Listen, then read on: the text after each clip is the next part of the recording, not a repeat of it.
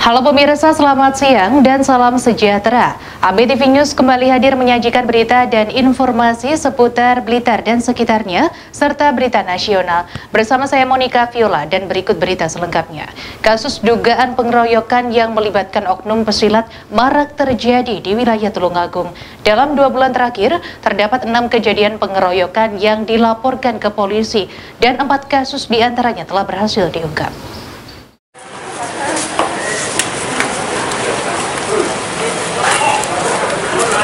Dalam kurun waktu 2 bulan terakhir, Kepolisian Resor Tulungagung menerima 6 laporan kasus pengeroyokan yang dipicu sentimen antar oknum anggota perguruan silat.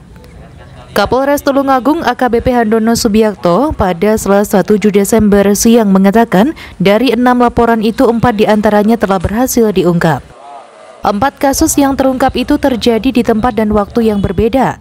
Kasus pertama terjadi di Desa Tanggung Gunung, Kecamatan Tanggung Gunung dilaporkan pada 30 Oktober lalu. Berikutnya, TKP di Desa Moyoketen, Kecamatan Boyolangu pada 2 November. Disusul pada 3 November TKP di Desa Suruhan Kidul, Kecamatan Bandung, dan terakhir pada 14 November TKP Kelurahan Bago, Tulungagung. Menurut Kapolres, dari 4 kasus itu saat ini 15 orang ditetapkan sebagai tersangka, 5 diantaranya masih di bawah umur. Berdasar hasil penyidikan, kasus-kasus pengeroyokan itu memiliki latar belakang serupa. Saat terjadi pengeroyokan, para korban mengenakan atribut yang terafiliasi dengan perguruan silat yang berbeda dengan kelompok para pelaku. Setelah terjadi kasus pertama, muncul aksi saling balas dari kelompok korban, sehingga terjadi perkara serupa di tempat berbeda. Dari hasil pemeriksaan rekan-rekan, kenapa sampai terjadi penganiayaan? Jadi hasil pemeriksaan ini bukan asumsi saya, tapi hasil pemeriksaan. Pemicu dari terjadinya penganiayaan secara bersama-sama adalah bahwa korban ini memakai atribut. Ini adalah atribut atau kaos-kaos yang digunakan oleh korban pada saat terjadi penganiayaan. Jadi ini adalah faktor pemicunya.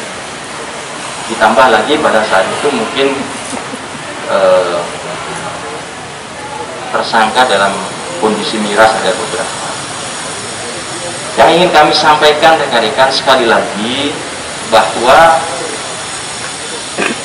tindak pidana penganiayaan secara bersama-sama ini tidak ada kaitannya dengan perguruan pencaksilat. Ini perlu digarisbawahi. Ini hanya perilaku oknum-oknum yang tidak bertanggung jawab. Upaya tetap aman dan kondusif. Kapolres Tulungagung menambahkan kasus-kasus penganiayaan itu tidak terkait langsung dengan organisasi perguruan silat. Perbuatan itu merupakan tindakan oknum-oknum yang tidak bertanggung jawab.